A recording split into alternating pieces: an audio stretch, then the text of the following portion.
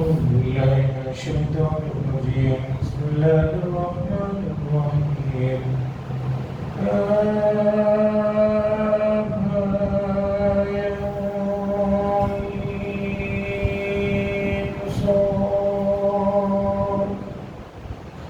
ذكر رحمة ربك عبده زكريا إذ نادى ربه نداء خفيا قال رب إني وهن العظم مني واشتعل الرأس شيبا ولم أكن بدعائك رب شقيا وإني خفت الموالي من ورائي وكانت امرأتي عاقرا فهب لي من لدنك وليا يرثني ويرث من آل يعقوب واجعله ربي رضيا يا زكريا إنا نبشرك بغلام اسمه يحيى لم نجعل له من قبل سميا قال رب أنى يكون لي غلام وكانت امرأتي عاقرا وقد بلغت من الكبر عتيا قال كذلك قال ربك هو علي هين وقد خلقتك من قبل ولم تك شيئا قال رب اجعل لي آية قال آيتك ألا تكلم الناس 3 ليال سويا فخرج على قومه من المحراب فأوحى إليهم أن سبحوا بكرة وعشيا. حضرات اس سے پہلے سورہ کہف گزری، اب یہ سورہ مریم. یہ سورت مکی ہے. دونوں سورتوں میں جو مشترک چیز ہے وہ یہ ہے کہ سورہ کہف میں بھی عجیب واقعات گزرے.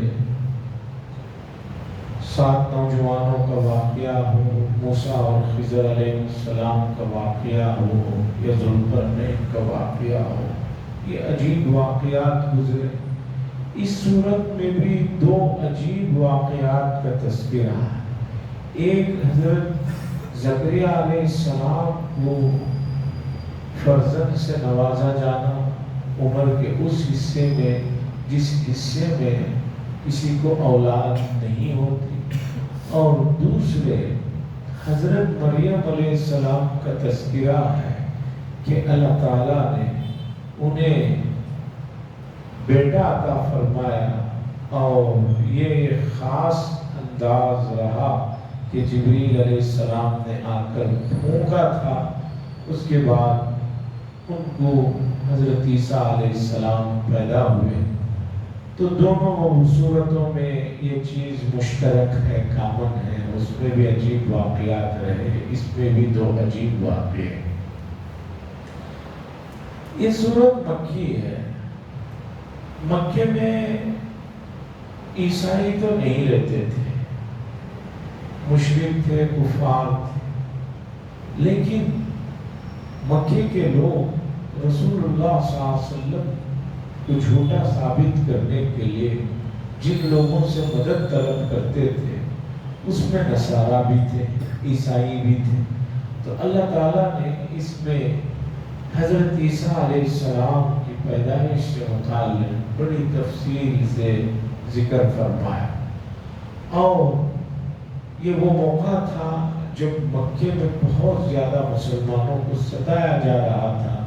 تو رسول اللہ صلی اللہ علیہ وسلم کی اجازت سے صحابہ نے حبشہ کی طرف ہجرت فرمائی. جدہ سے سب سے قریب پانی کے راستے سے جو ملک ہے وہ حبشہ ہے. موجودہ نام اس کا ایتھوپیا ہے. ایتھوپیا اس کا موجودہ نام ہے.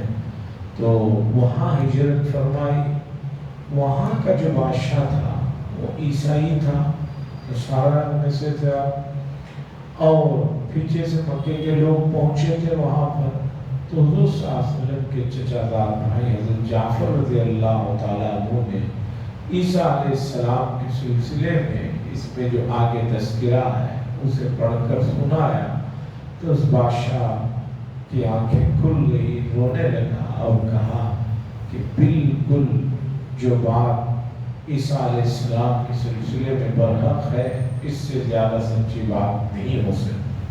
تو بہرحال یہ مناسبت ہے، سورہ مریم مکیہ ترتیب کے حساب سے قرآن کے نزول، قرآن کی جو ترتیب ہے اس میں اس کا نمبر 19 ہے، لیکن نزول کے اعتبار سے 114 صورتیں جو حضور صلی اللہ علیہ وسلم پر نازل ہوئی ان میں سے اس کا نمبر 44واں نمبر ہے، 40 پر 4واں نمبر ہے، تقریباً 98 آیتیں ہیں، 6 رکوعات۔ بسم اللہ الرحمن الرحیم، اللہ کے نام سے شروع کرتا ہوں جو سب پر مہربان اور بہت مہربان، جو سب پر مہربان اور بہت مہربان اور بہت مہربان۔ رحمان کا ترجمہ ہے جو سب پر مہربان۔ اللہ صرف مسلمانوں پر نہیں، سب پر مہربان ہے، اس کی مہربانی سے کوئی فائدہ نہ اٹھائے یہ اس کا قصور ہے۔ سورج تو نکل رہا ہے روزانہ، اگر کوئی سورج سے فائدہ نہ اٹھائے، جیسے کہ شہر کے لوگوں کی زندگی ہو گئی ہے، کسی بھی شہر کے آدمی کے خاص طور پر نوجوانوں کا بلڈ ٹیسٹ کرائیے، وٹامن ای ڈی تو بھی نہیں رہتے، ڈاکٹر کہتے ہیں بھی سیدھی بات ہے، یا تو صبح دھوپ ملو یا نہیں تو یہ ویکلی گولیاں کھاؤ، وہ کتنی بھی گولیاں کھاؤ وہ جو دھوپ کا اللہ نے نظام رکھا ہے اس سے جو فائدہ ہے وہ گولیوں سے حاصل ہونے والا نہیں ہے۔ تو سورج تو سب پر نکل رہا ہے، برادران وطن اس سے فائدہ اٹھا رہے ہیں، اور ہمارے قوم کے لوگ جو ہے 11-12 سے پہلے اٹھتے ہی نہیں، اور سنڈے کے دن تو کسی کو کوئی ڈسٹرب ہی نہیں کر سکتا۔ رسمی طور پر لوگ کہتے ہیں سنڈے حضرت آپ نے فون کیا ہوگا 12 بجے کون اٹھتا ہے، آخر کب اٹھتے کب ہو، پھر سوتے کب ہو؟ تو بہرحال تو رحمان کا ترجمہ ہے جو سب پر مہربان، رحیم جو بہت مہربان۔ حروف مقطعات ہیں کاف ہا یا عین صاد۔ قرآن مجید میں جتنے بھی حروف مقطعات ہیں اس میں ایک ساتھ 5 حروف مقطعات ایک جگہ یہی ہے، باقی سب جگہ 3 حروف مقطعات ہیں، یا 4 ہیں یا 2 ہیں یا 1 ہے، یہ 5 ایک ساتھ ملے ہوئے ہیں۔ اس کے معنی کیا ہے اللہ بہتر جانتے ہیں، یہی اہل سنت والجماعت کا مسلک ہے کہ اللہ ہی اس کے معنی زیادہ بہتر جانتے ہیں۔ اللہ فرماتے ہیں ذکر رحمت ربک عبدہ زکریا، یہ تذکرہ ہے اللہ کی رحمت کا جو اس نے اپنے بندے زکریا پر فرمایا۔ یہ ذکر ہے اس رحمت کا جو اس نے اپنے بندے زکریا پر فرمایا۔ حضرت زکریا علیہ السلام یہ بنی اسرائیل کے انبیاء میں ان کا شمار ہوتا ہے۔ بنی اسرائیل میں انبیاء کا ایک لمبا سلسلہ ہے، میں نے پہلے کئی مرتبہ بتایا، ابن کثیر رحمہ اللہ کی تحقیق کے مطابق 70,000 انبیاء بنی اسرائیل میں تشریف لائے۔ تو ان کا تذکرہ ہے، اور ان کا مقام تھا ملک شام۔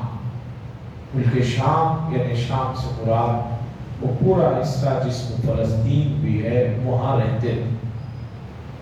تیسرے پارے میں حضرت زکریا علیہ السلام کا اور اسی طرح ان کے فرزند یحییٰ علیہ السلام کا تذکرہ تفصیل سے ہو چکا ہے، اور تیسرے پارے میں گزرے ہوئے کئی سال ہو گئے ہیں، اور امت کا حال تو ایسے ہے کہ آج صبح کی بات شام میں یاد نہیں رہتی، تو وہ کئی سال پرانا قصہ تو یاد نہیں ہے۔ تو مختصر سمجھیے کہ زکریا علیہ السلام بنی اسرائیل کے انبیاء میں سے۔ زکریا علیہ السلام مسجد اقصی بیت المقدس میں رہتے تھے۔ بخاری شریف کی روایت کے مطابق یہ پیشے سے بڑائی تھی، کارپینٹر جسے ہم لوگ کہتے ہیں، بڑائی تھے، لکڑی کا کام کرتے تھے، اس سے ان کی روزی روٹی کا مسئلہ حل ہوتا تھا۔ پیغمبر تھے تو پتہ چلا کہ پیغمبر اگر بڑائی ہے تو اب کسی آدمی کو دنیا میں اپنے ائمہ اور اسی طرح صلحاء بزرگان دین اگر وہ کوئی کام کرتے ہیں تو وہ کوئی عیب کی بات نہیں۔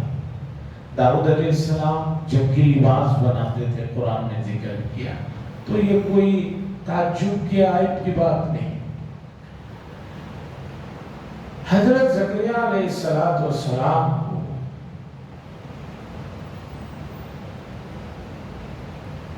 عمر کے بڑھاپے میں ایک واقعہ پیش آیا۔ واقعہ یہ پیش آیا کہ حضرت مریم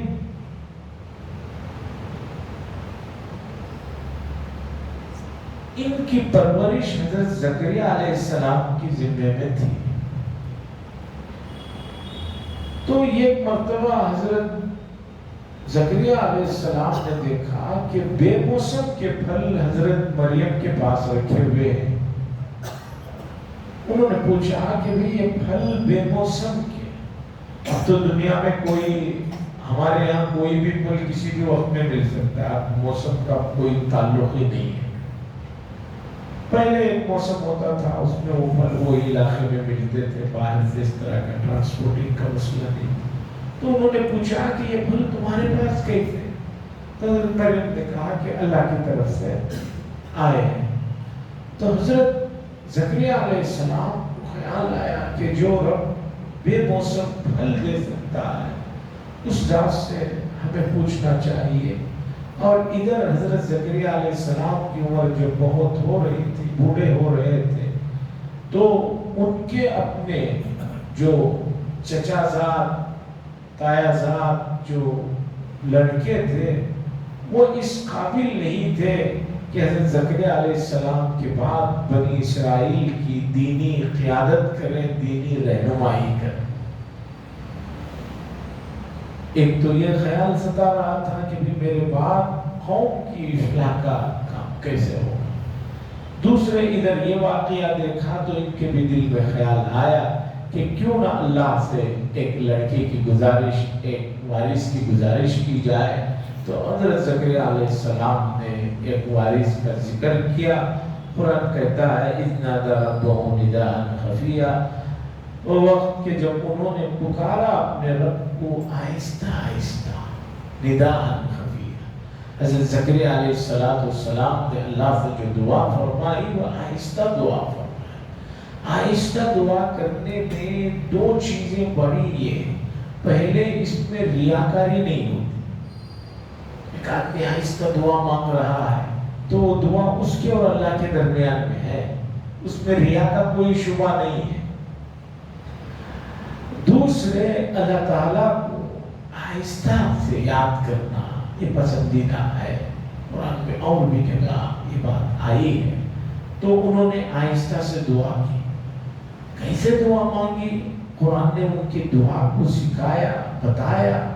اس لیے بتایا، انبیاء علیہ السلام کی جو چیزوں کو اللہ بتاتے ہیں تو وہ بطور واقعے کے قصے کے نہیں ہیں، بلکہ اس لیے بتاتے ہیں کہ تمہیں بھی اس طرح یہ چیز کو اپنانا ہے۔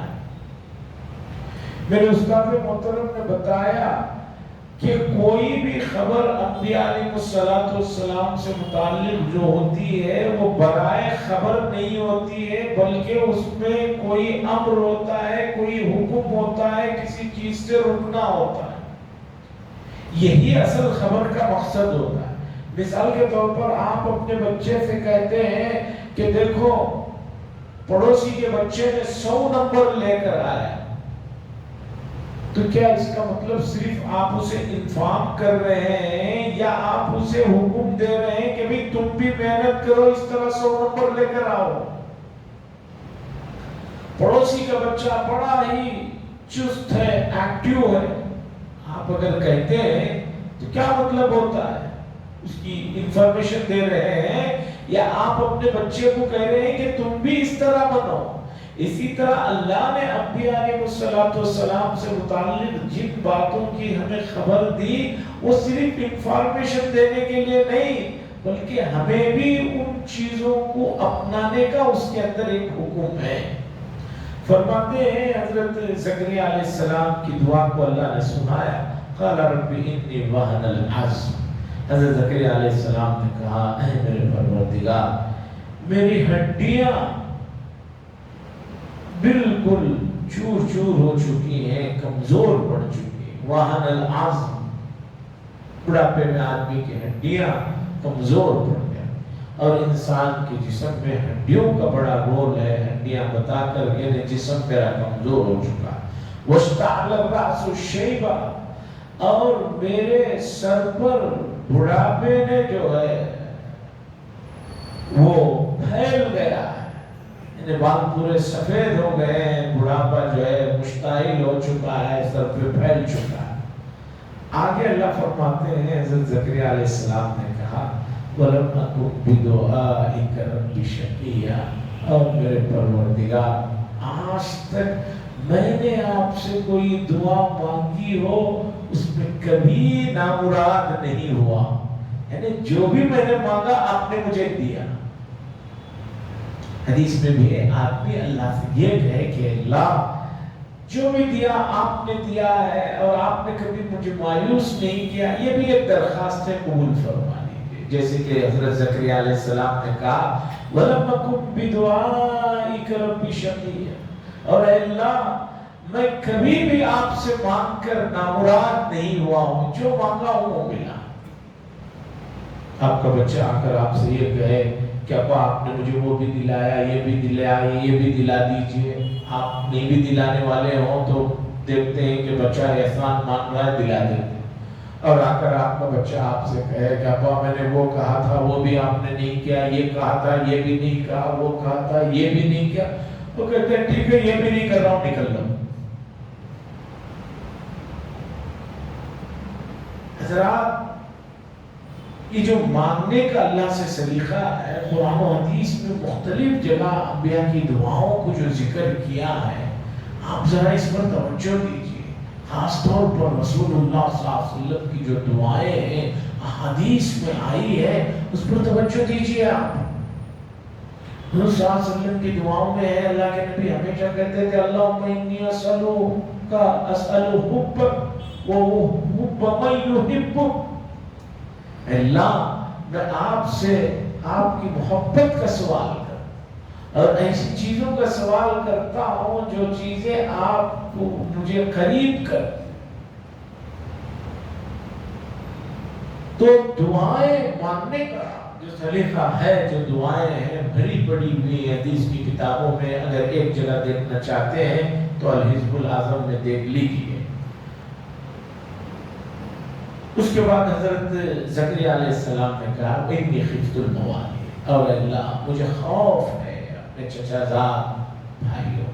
موالی مولی کی جمع ہے، اس کے معنی چچا زاد بھائیوں کے بھی آتے ہیں اور قریبی دادا سے جو رشتہ رہتا ہے ان سے سب پر آتے ہیں۔ حضرت زکریا علیہ السلام نے کہا مجھے اپنے پیچھے خوف ہے، وکانت امرأتی عاقر، اور میری بیوی بوڑھی ہو چکی ہے۔ جب یہ بوڑھے ہو گئے تو بیوی بھی بوڑھی ہو گئی۔ فَهَبْ لِي مِن لَّدُنْكَ وَلِيًّا، بس آپ اپنی طرف سے مجھے ایک خاص وارث عطا فرمائیں، یرثنی ویرث من آل یعقوب، جو میرا بھی وارث ہو اور یعقوب علیہ السلام کے خاندان کا بھی وارث ہو۔ وَجَعَلْهُ رَبِّي رَضِيًّا، اور اللہ آپ اس سے راضی رہیں، ایسا وارث دیجئے کہ آپ کے نزدیک وہ پسندیدہ ہو۔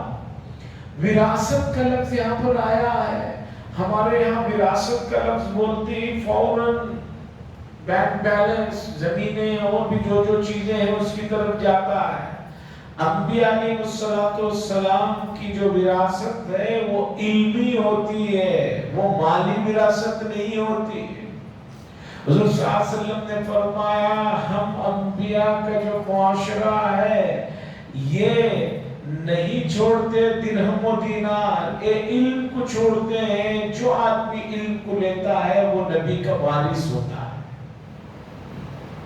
وراثت سے یہاں کوئی یہ نہ مراد لے لے کہ حضرت یعقوب علیہ السلام، حضرت زکریا علیہ السلام کے پاس کوئی بہت بڑی دولت تھی، ان کو فکر ہو رہی ہے کہ بھی میرے بعد میری دولت کا کون وارث ہوگا۔ ابھی میں نے آپ کو بتایا وہ بڑائی کا کام کرتے تھے، تو بڑائی کا ایک آدمی کام کرنے والا، اس کے پاس کیا دولت اور پراپرٹی ہو سکتی ہے؟ کچھ نہیں ہو سکتی، روزی روٹی روز کا قصہ رہتا ہے۔ تو انہوں نے دعا کی اور یہ بھی فرمایا کہ اللہ آپ اس سے راضی ہو جائیے۔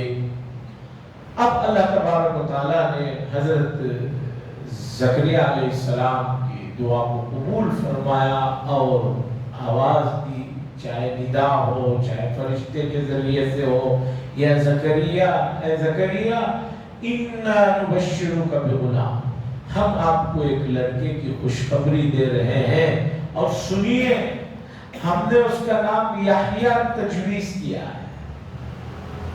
نبی کو بیٹے کی بشارت کے ساتھ ساتھ اللہ ہی ان کا نام بھی منتخب کر کے کہہ رہے ہیں کہ بھی ہم ان کا نام یحییٰ رکھ رہے ہیں۔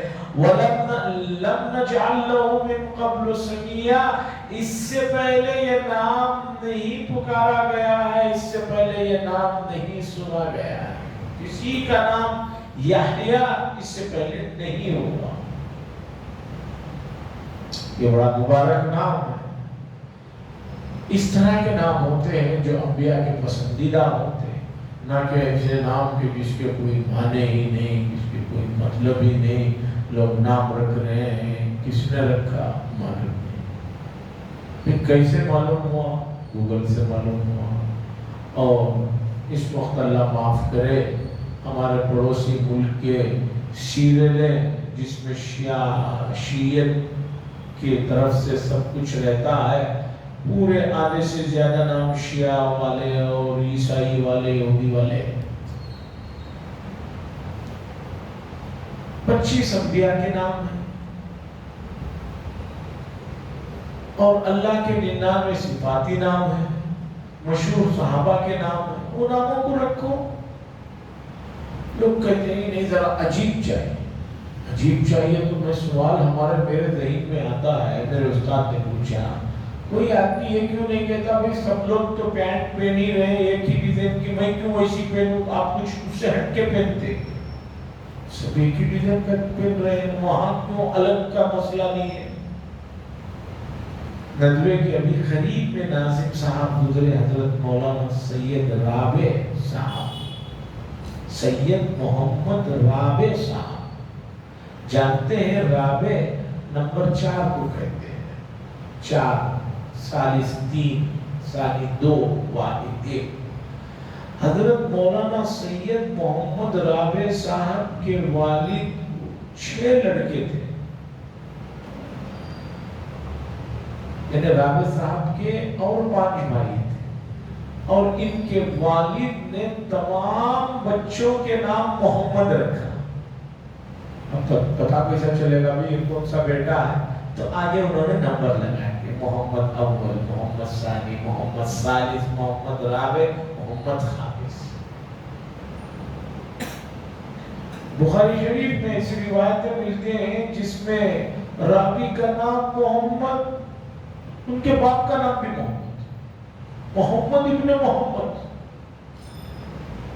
یہاں تو آدمی چاہتا ہے، ایسا نام چاہتا ہے، اس کے گھر کا تو چھوڑیے، پورے محلے میں، پورے شہر میں، پورے خاندان میں کسی کا نام کہاں سے لائے بھائی، کہاں سے لائے؟ کہیں نہیں ملتے نام اس طرح، اللہ ہے کہ آپ افریقہ والوں کے نام لا کر رکھو، وہاں کا نام یہاں تو کسی نے سنا نہیں ہے، وہ رکھ دیجئے، وہ نہ آپ سے بولا جائے گا نہ کسی اور سے بولا جائے گا۔ میرے ایک ساتھی تھے ام القریٰ میں، ان کا نام 4 سال میں مجھ سے تو یاد ہو نہیں سکا، وہ ہمیشہ کہتا تھا کہ آپ میرے نام کو صحیح بولتے نہیں ہیں۔ میں نے کہا کہ قرآن کی آیت تو ہے نہیں کہ بھی میں اس کے پیچھے مستقل محنت کروں، جتنا ہو سکتا ہے وہ آخر تک جو مجھے نام یاد رہا وہ یہ رہا، لنفنفا، سلمان۔ وہاں کی زبان میں اس کے اچھے معنی ان کی افریقی زبان میں اس کے نام معنی اچھے ہیں. میں نے جو یاد کیا وہ اس طرح تھا، لنفوفا. وہ کہتا تھا نہیں تم صحیح نہیں بول رہے ہو. میں نے کہا اس سے زیادہ مجھ سے صحیح بولا نہیں ہے. تو بہرحال اللہ نے فرمایا ہم ایک لڑکا دے رہے ہیں، اس کا نام یحییٰ ہوگا. لم نجعل له من قبل سمیا، اس سے پہلے اس طرح کا نام نہیں تھا. اب زکریا علیہ السلام خوش ہو گئے اللہ سے کہ بھی خوشخبری مل گئی بیٹے کی. تو کہنے لگے یا رب انا یکون لی غلام، میرے یہاں کیسے بیٹا ہو سکتا ہے؟ وکانت امراتی عاقر، میری بیوی بوڑھی ہو چکی ہے. وقد بلغت من الکبر عتیہ، اور میں عمر کے بڑھاپے کے اس حصے میں پہنچ گیا ہوں، نا امیدی کے حصے میں پہنچ گیا ہوں. کیسے ہوگا میرے یہاں اللہ لڑکا؟ قال کذالک، اللہ نے فرمایا ایسے ہی ہوگا. قال ربک هو علی ہین، اللہ نے فرمایا کہ تمہارے رب کے لیے یہ بہت آسان کام ہے. ایک لڑکا عطا کرنا تمہارے رب کے لیے بہت آسان کام ہے. اور اللہ نے فرمایا وقد خلقتک من قبل، اور اے زکریا ہم نے آپ کو پیدا کیا ولم تک شیئا، اور آپ کچھ بھی نہیں تھے. جب ہم نے آپ کو پیدا کر دیا تو آپ سے آپ کو ایک بیٹا دینا کون سا بڑا کام ہے؟ پیغمبر ہے، اس عمر میں خوشخبری ملتی ہے تو آدمی خوشی سے پھولا نہیں جاتا. پہلے یہ پوچھ لیا، اب یہ بے قراری ہونے لگی کب ہوگا، کیسے میں جانوں گا. کہنے لگے قال ربی جعل لی آیا، اے میرے پروردگار میرے لیے کوئی نشانی بتا دیجئے. جب مجھے بیٹا ہوگا مجھے پہلے سے پتا تو چلے، کوئی اس کی نشانی بتا دیجئے. اللہ نے فرمایا قال آیتک الا تکلم الناس ثلاث لیال سویا، اس کی نشانی یہ ہوگی کہ آپ تندرست ہوتے ہوئے 3 رات 3 دن جو ہے لوگوں سے بات نہیں کر سکیں گے. درست ہے، صحت مند ہے، سوائے اللہ کے ذکر کے آپ کوئی بات نارمل نہیں کر سکے. جب ایسا ہوگا تو آپ پہچان لیجئے کہ آپ کے یہاں لڑکے کی پیدائش ہو رہی ہے. وہ وقت آیا فخرج علی قوم من المحراب، تو حضرت زکریا علیہ السلام اپنے مصلی سے مسجد سے باہر نکلے. نکل کر انہوں نے لوگوں کو آواز دی اشاروں سے اور کہا کہ بھئی اللہ کا صبح شام ذکر کرو، اللہ کا صبح شام ذکر کرو. قوم سے کہا اور خود بھی اللہ کے ذکر میں رکھ گئے. اس سے پتہ چلتا ہے کوئی نعمت ملے یا نعمت کی ضرورت ہو تو آدمی کو اللہ کا ذکر کرنا چاہیے. اللہ کے ذکر کے سلسلے میں جو دیندار لوگ ہیں میں ان کی بات کر رہا ہوں، جو دیندار نہیں ہے ان کا چھوڑ دیجیے. جو مسجد میں آتا ہی نہیں، جو نماز پڑھتا ہی نہیں، اس کا چھوڑ دیجیے. جو نمازی لوگ ہیں، جو دیندار لوگ ہیں، ان کے ذکر کا بھی جو مسئلہ ہے وہ بہت ہی معمولی ہے، بہت کمزور. دینداروں کی بات کر رہا ہوں، غیر دینداروں کی نہیں. میں ہمیشہ لطیفہ سناتا ہوں. ایک مسجد میں دروازہ کھلا تھا، کسی آدمی کا بیل اندر آ گیا. پیچھے سے بیل والا آیا تو مؤذن صاحب نے کہا کہ بھئی کیا ہو، تمہارا جانور مسجد کے اندر آ گیا ہے، باندھ کر رکھو. تو آدمی کہنے لگا چھوڑو حضرت، جانور ہے، اسے کچھ معلوم نہیں ہے، بے زبان جانور ہے. وہ اندر چلا آیا. مجھے کبھی دیکھیں ہی کہ آپ اندر، میں تو کبھی نہیں آیا. تو یہ حال ہے. تو جو دیندار ہیں ان کا سنیے، غیر دینداروں کا تو چھوڑ دیجیے.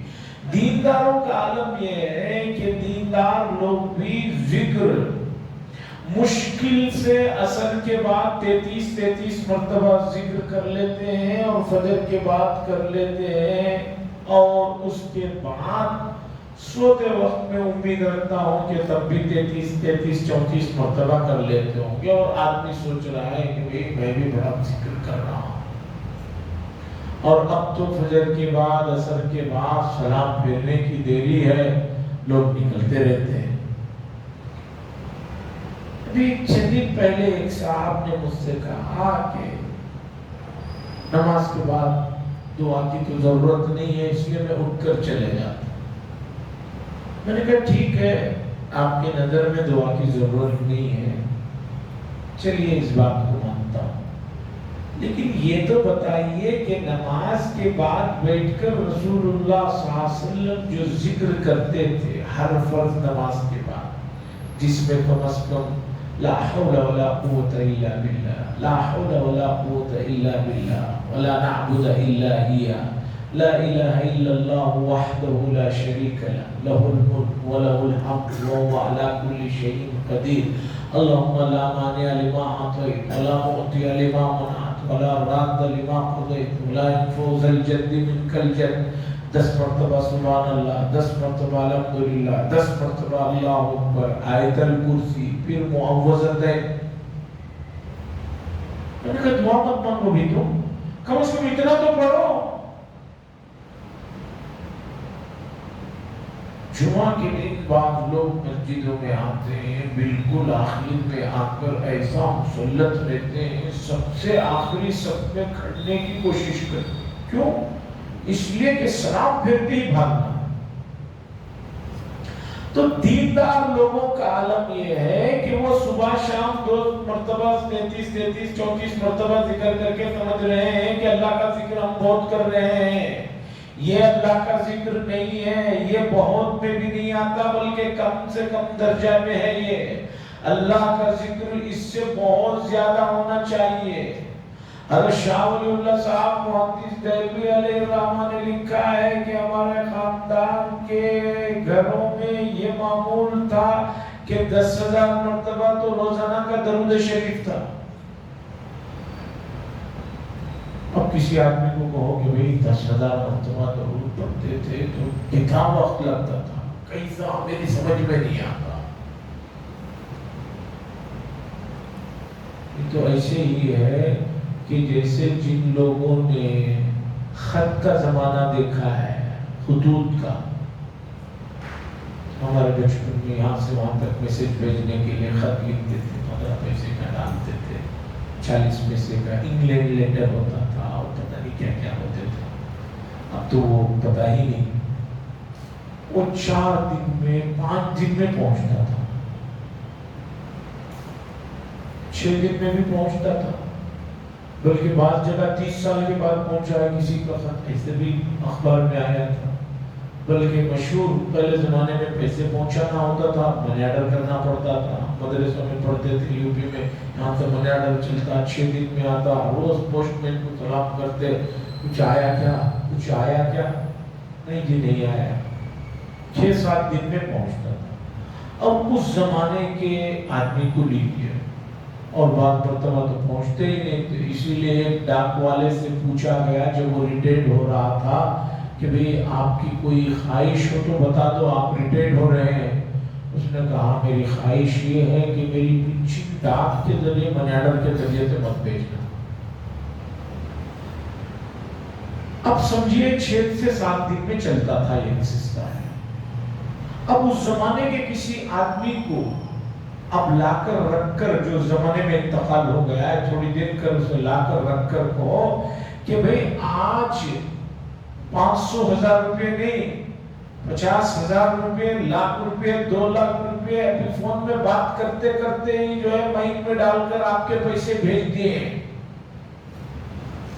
وہ کہے گا نہیں جی جھوٹ ہے، میں تو مانتا نہیں، کیسے ہو سکتا ہے، اتنا جلدی چلے گئے، ابھی بات ختم نہیں ہوئی، وہاں پیسے پہنچ گئے۔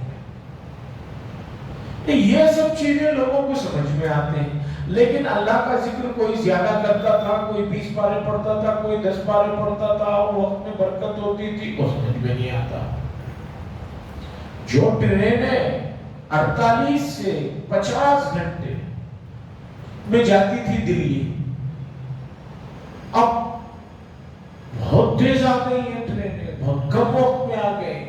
یہاں سب پریکٹیکل چیزوں کو مان لیتے ہیں۔ آپ خود بھی کبھی کر کے دیکھیے، آپ کو پتا چلے گا کہ جب آپ اس طرح ذکر کرنا شروع کریں گے تو آپ اس سے زیادہ ذکر کریں گے اور آپ کے کاموں میں کوئی فرق بھی نہیں ہوگا۔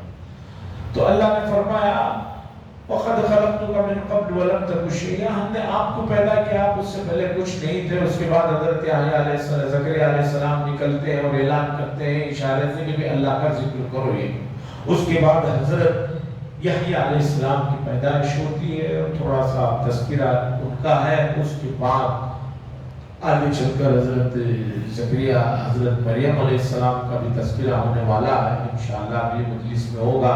تو آج کی ان آیات میں جو بڑا سبق یہ ہے کہ آدمی کو اللہ کے ساتھ مانگتے رہنا چاہیے، مانگتے رہنا چاہیے، اور کبھی بھی مایوس اور نا امید نہیں ہونا چاہیے کہ ایسا کیسے ہو سکتا، ویسا کیسا ہو سکتا ہے۔ وہ میرے اور آپ کے لیے ناممکن ہے، ایک چیز میرے اور آپ کے لیے ناممکن ہے۔ کتنی چیزیں ہیں کہ آدمی صبح سے شام تک کرتا اس کی سمجھ میں نہیں آتا، جیسے آج کل جدید الیکٹرانک چیزیں نہیں سمجھ میں آتی، لیکن جو اس کام کا ماہر ہے وہ لیا 1 سیکنڈ میں وہ کرتی ہے۔ تو اللہ کی ذات سے واسطہ رکھیے، جیسے کہ اس صورت میں حضرت زکریا علیہ السلام کے واقعے سے معلوم ہو رہا ہے، اور ذکر پر بھی توجہ دیجئے، اس لیے کہ ہمیں نہیں پتا کہ زندگی کب تک ہے، دن گزر رہے ہیں، ایک آدھ دن میں یہ سال بھی ہجری ختم ہونے والا ہے، نیا اسلامی سال شروع ہونے والا ہے، قمری چاند والا شروع ہونے والا ہے۔ امید یہ ہے کہ منگل کی شام میں چاند ضرور نظر آئے گا، منگل سے شروع ہو جائے۔ ہمارے یہاں دیندار لوگوں کا میں بتا رہا ہوں، غیر دینداروں کا چھوڑیے، دیندار لوگ کیا سمجھتے ہیں، محرم کا مہینہ آیا، ایک میسج چلتا رہتا ہے، وہ بھیج دیتے ہیں، جو سال مبارک ہو، انگلش والے انگلش میں، اردو والے اردو میں بھیج دیتے ہیں، اور بعض لوگ اس سے بھی زیادہ ذرا جوشیلے رہتے ہیں تو مجھے فون کر کے بولتے ہیں حضرت نیا سال۔ ارے بھئی یہ کوئی چیز نہیں ہے، یہ کچھ نہیں ہے، کیا کرنا ہے میں آپ کو بتاتا ہوں۔ احکام القرآن میں علامہ ابو بکر بن الجساس علیہ الرحمہ نے لکھا ہے کہ محرم کا مہینہ بڑا محترم ہے، اگر اس میں آدمی شروع کے 10 دنوں میں عام دنوں کے مقابلے میں زیادہ عبادت، دعائیں، ذکر و اذکار کرے گا تو ان 10 دنوں کی دعاؤں اور ذکر و اذکار کی برکت سے پورے سال اللہ اسے نیک کاموں کی توفیق دے۔ اور عجیب بات لکھا ہے محدثین نے، افضل الصیام بعد شہر رمضان شہر اللہ المحرم۔ لوگ سمجھتے ہیں کہ محرم میں 9ویں 10ویں یا 10ویں 11ویں کو 2 دن روزے رکھنا بس سنت ہے۔ محدثین نے لکھا ہے کہ ان 2 دنوں کے علاوہ اس مہینے میں جہاں تک ہو سکے روزے رکھو، جمعرات کر لو، پیر کر لو، 2 نیتیں کر لو، محرم کی مہینے کی بھی ہو جائے گی، اور حضور جمعرات پیر کو رکھتے تھے وہ، یہاں تو ایک روزہ رکھنا ہی مشکل ہے۔ دیندار لوگ جو رمضان میں پورے روزے رکھتے ہیں، ان سے بھی آپ پوچھئے کہ آپ 9 ذی الحجہ کو روزہ رکھتے ہیں، محرم کو رکھتے ہیں؟ حضرت رمضان ہمارا حصہ ہوتا ہے، اس کے بیچ کا کیا بھی ہم نہ معلوم۔ یہ تو دیندار لوگ، جو غیر دیندار ہیں ان کو تو نہیں پتا۔ اور بعض لوگ اس دن خوشی میں اٹھتے ہیں تو کچھ لوگوں کو راستوں میں پیسے مانگ کر، چندہ کر کے شربتیں وغیرہ پلاتے ہیں، عجیب ظلم ہے، یہ بالکل صحیح نہیں ہے۔ اللہ سے دعا فرمائے اللہ تعالیٰ ہمیں صحیح دین کے تقاضوں پر عمل کرنے کی توفیق نصیب فرمائے۔ وآخر دعوانا الحمدللہ رب العالمین، لک الحمد و لک الشکر، اللہم صلی علی سیدنا شفیعنا حبیبنا مولانا اللهم انت السلام ومنك السلام تبارك يا ذا الجلال والاكرام، صلى الله تعالى وسلم على خير خلق محمد وعلى اله وصحبه اجمعين، والحمد لله